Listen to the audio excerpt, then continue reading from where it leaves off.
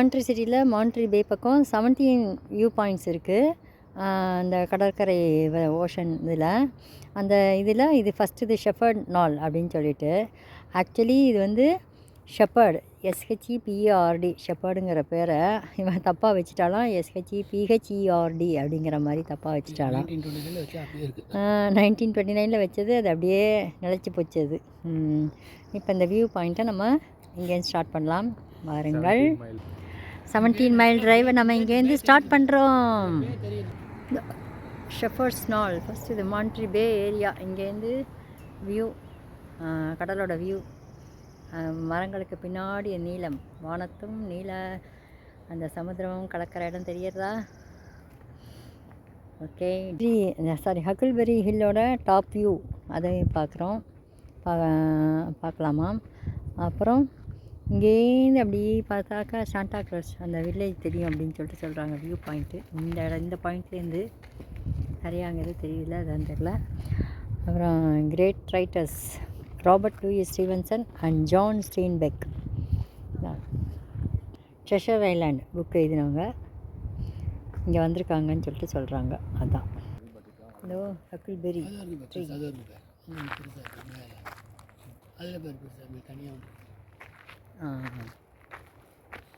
Hello, இதுதான் Huckleberry.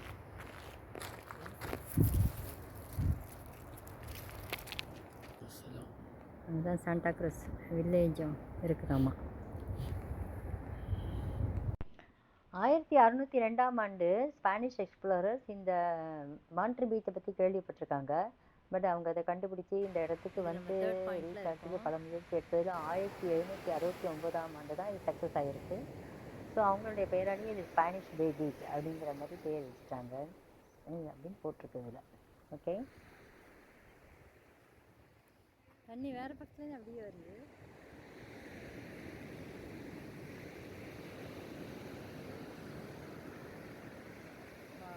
ரொம்ப அழகாக இருக்குல்ல இந்த பறவை. ரெஸ்ட்லெஸ் சி போகிறது. The restless sea earns its name as one of the most turbulent sections of coastline in Pebble Beach. Waves are constantly converging and crashing into each other, likely caused by submerged rocks.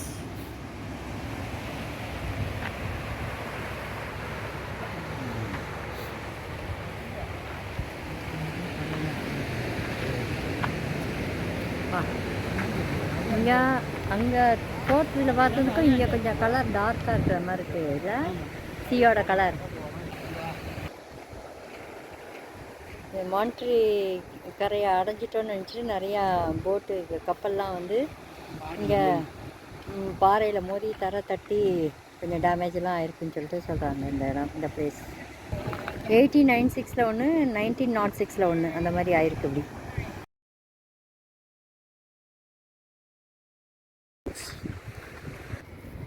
பாறையோட அமைப்புலாம் சூப்பராக இருக்குது.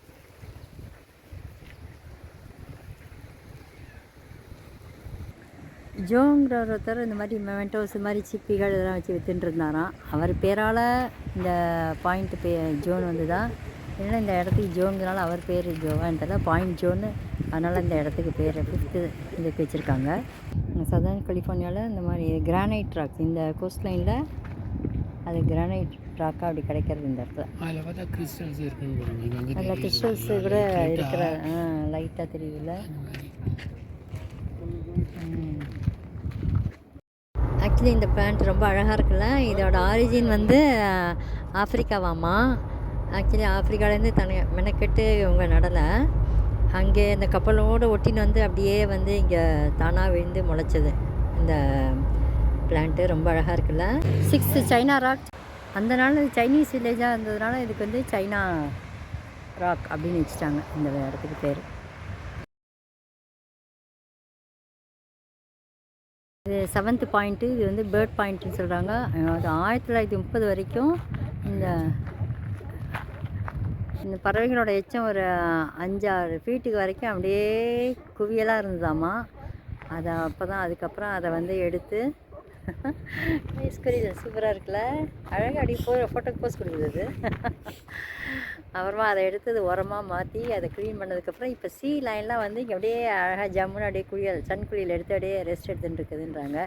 Sun சீ லைனோட பேர்ட்ஸும் நிறையா இருக்குது. அதோ அந்த பாறையில் அவ்வளோ birds உட்காந்துருக்கு. சீ line sound கேட்குறது ஏதோ அங்கே தூரக்க அந்த ஒரு இதில் கொஞ்சம் தள்ளி தெரியுது. பட் கேமராவில் தெரியுதான்னு தெரியல. சவுண்டு கொடுக்குறது குரல் மட்டும் கேட்குது, வாய்ஸ் கேட்குது. ஆனால் எங்கே இருக்க தான் கொஞ்சம் கரெக்டாக தெரியல. ஒரு அனுமானமாக அந்த இடத்துல நான் பாயிண்ட் பண்ணுறேன் நினச்சின்னு இருக்கேன்.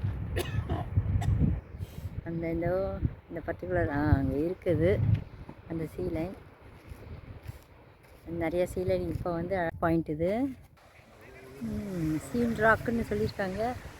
பட் ஆனால் ஒரு சீலை கூட பார்க்க முடியல. 9th point Fanshell beach. Actually இது க்ளோஸ் பண்ணியிருக்காங்க, பார்க்க முடியாதாமா. இது 10th சைப்ரஸ் பாயிண்ட்டு. ஆக்சுவலி இது க்ளோஸ் பண்ணிட்டாங்க.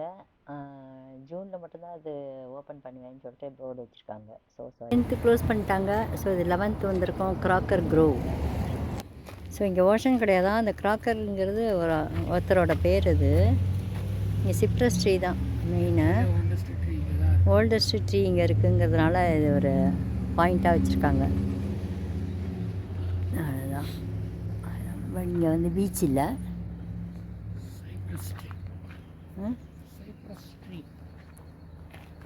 சைப்ரஸ் ட்ரீ ஃபாரஸ்ட் 300 வருஷத்து பழமையான தெரியாமல் இங்கே இருக்கிறது. அடுத்த 12 ஒரு ட்ரீ தான். அது வந்து தனியாக ஒரு மரம் பொந்து மரம் பொந்து. 12th பாயிண்ட் வந்து இந்த லோன் சைப்ரஸ். இது தனியாக இருக்குதாம்மா இந்த சைப்ரஸ் ட்ரீ. ரொம்ப வருஷமாக 250 வருஷமாக தனியாக இருக்குது. இது அப்படியே இருக்குதுன்னு சொல்லிட்டு இந்த 17 மைல் அந்த 17 டிரைவ் பாயிண்ட்டுக்கும் இதுதான் ஒரு நினைவச்சு நடு பாயிண்ட்டாக இருக்குது. இங்கே உள்ள ரிசார்ட்டுக்கெல்லாம் இதுதான் லோகோவாம். இந்த லோன் தனியாக உள்ள இந்த சைப்ரஸ் ட்ரீ தான் இதுவாமா. இந்த சைப்ரஸ் ட்ரீ தனியாக உள்ள சைப்ரஸ் ட்ரீ தான் பார்க்க போயின்னு இருக்கோம். அதுக்கு உண்டான படிக்கட்டு இறங்குறது. அப்படியே இறங்கி வந்து எஸ்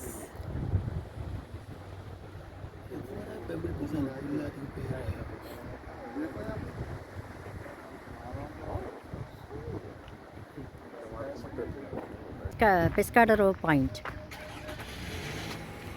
இது 13th பாயிண்ட். நல்லா சூப்பராக நடக்கிற மாதிரி இருக்குல்ல.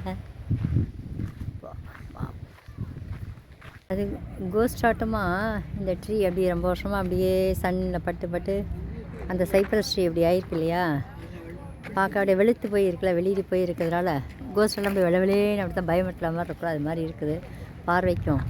அதனால் கோஸ்ட் ட்ரீன்னு பேர் வச்சுட்டாங்க போல இருக்குது. அதுதான் இங்கே உள்ளது.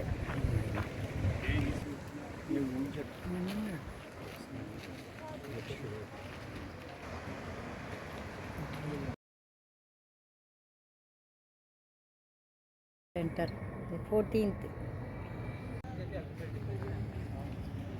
கோல்ஃப் டோர்னமெண்ட் இங்கே தான் நடக்கிறதாமா.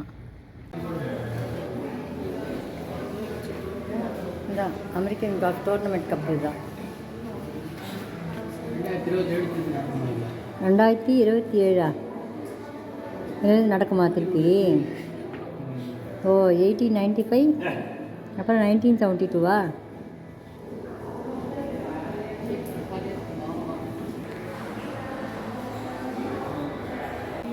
US Women Open Trophy. Pebble Beach.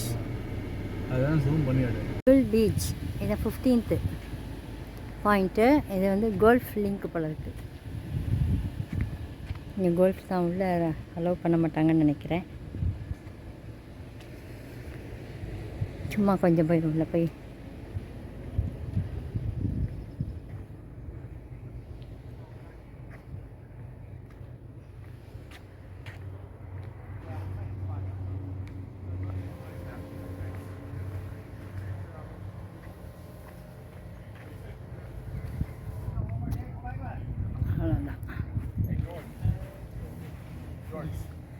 Pebble beach Christian centre horse boating நடக்கிற இடம் பாயிண்ட்டு மிஸ் பண்ணிட்டோம். அது எங்கேயோ வேறு எங்கேயோ போகிறது போல இருக்குது. அது தனி வேறு பாதைன்னு நினைக்கிறேன். அது போகிறது கஷ்டம். இது ஹார்ஸ் பாயிண்ட்னு சொன்னேன் இல்லையா, அது. இது வந்து 17th பாயிண்ட் ஃபோர்ட் மெடோ. இதுதான் 17 பாயிண்ட். புல்வெளி தண்ணில் அப்படின்னு பல மாதிரி இருக்குல்ல. Fort Meadow. Robert F. Ford 1907-1979 knew he was home when he passed by this meadow. A generous donor to the work of the Del Monte Forest Conservancy, this meadow was dedicated to his memory on August 26, 1981. அப்பாடா, ஒரு வழியாக 17 பாயிண்ட்ஸையும் முடிச்சிட்டோம்ப்பா. கண்டு மகிழ்ந்ததற்கு நன்றி. வணக்கம், வந்தனம், சுஷ்வாகதம்.